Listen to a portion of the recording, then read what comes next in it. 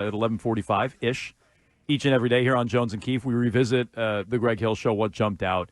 Gerard Mayo this morning, and I said this earlier, I think the shine's come off a little bit. Like last week, we were all very complimentary. Yeah. And rightfully so. Like he had a great week. The team, again, was well-conditioned and out-executed and looked out-prepared and more motivated to be out there. The Bengals weren't motivated a week ago, and I think you saw some of that if you watched the 4 o'clock game against Kansas City. Bengals looked like a different team, probably because they took the Patriots lightly and weren't ready to go.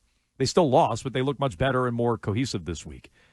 I think that shine's come off with Mayo a little bit, and I also think there's an ongoing conflict between Mayo and Alex Van Pelt, is what I think. And I thought it was subtle last week. Van Pelt had the story about, well, there wasn't as much on the call sheet. And I wanted more on the call sheet. And then we asked him about that on Friday. The coordinators join Jones and Keefe every week. We're going to talk to DeMarcus Covington on Friday this week. So Van Pelt was like, I wanted more on the call sheet. I wonder if that was a Mayo thing getting in the way. And now Mayo is saying, oh, well, we got to open it up in the passing game. We got to get the receivers involved. We got to take more deep shots. Right. I think those are all criticisms not of Brissett. I think those are criticisms of Van Pelt, I think. Yeah, maybe Van Pelt, maybe also the offensive line. Like I think it also kind of circles back to them. And if they don't think they can protect it, like Mayo might say, hey, maybe mix in a few passes further than 10 yards down the field. You know, somebody posted the passing chart yesterday. What was it? 4 passes, I think, went over 10 yards, like down the field. Yeah. Maybe, yeah. And I mean, like total, like incomplete or complete. And, you know, Van Pelt's probably thinking, well, I can do that, but he's going to get killed or he's going to be like running for his life.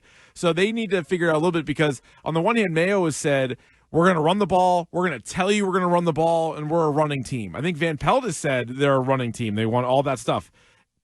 But then as soon as you lose, you're like, well, we got to be able to throw it. We got to be able to throw it. Well, and they've also said they have the answers. They have if you stop the run, we have the answers. You don't. They don't. They clearly don't. They didn't have the answers. And also, I think this is an example where if I had told you ahead of time, they won't turn it over, and they run as a team for 185 yards. I would have felt good about it. That's a win. Yeah. I would have been like, oh, that's definitely a win. And so now if you can still lose that, now that points to defense and like the whole team game and you know, is special teams completely buttoned up and all of that stuff. But that, I think, normally would have been a formula. But then when you're saying, all right, you have the ball, tie game, fourth quarter, you have the ball up 3, trying to put pressure on, like, what can you do? What can you run? And it's, well, we can run the ball into the line of scrimmage, and then we can throw it to Hunter Henry. Like, that's all you really have right now. And this is the problem with the running team as well. And they possessed it for almost 36 minutes yesterday. So that's the other thing. What if I also told you they get 8 more minutes in time of possession? You're like, oh, they definitely won that game. Right. So the other issue is, well, yeah, they ran. And Seattle didn't really have an answer consistently for the Patriots.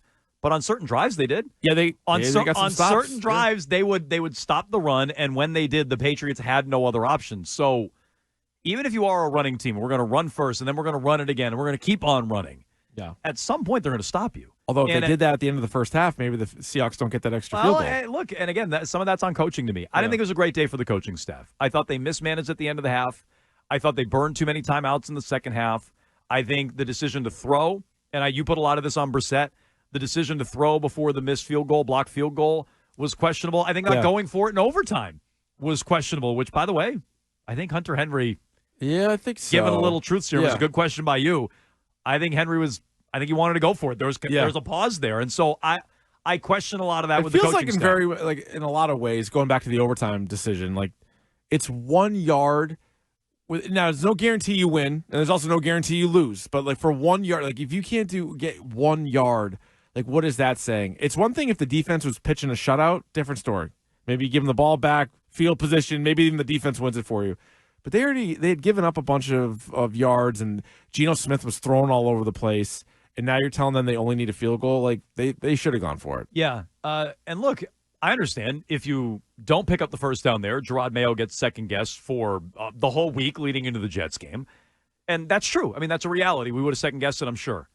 But we might have second-guessed the play call as opposed to the decision to go for it. There might be more nuance to it. And that's not a way to run your team. You don't run your team and make decisions based on the blowback you're going to get on Monday if it doesn't work. That's not the way to do it. And so I do think listening to Mayo today, and I'd encourage you to go onto the Odyssey app, listen to the full thing. He joins the Greg Hill Show every Monday morning. I do think you noticed him being channeling some of those Belichick answers, where he wasn't snorting at you and, spitting in your face, farting in your general direction, but he was, not really answering things. And, hey, well, that's what I wanted to do. It was a gut decision. I'm not second-guessing it. It wasn't a lot of substance behind the explanation. And that, to me, had echoes of Bill Belichick.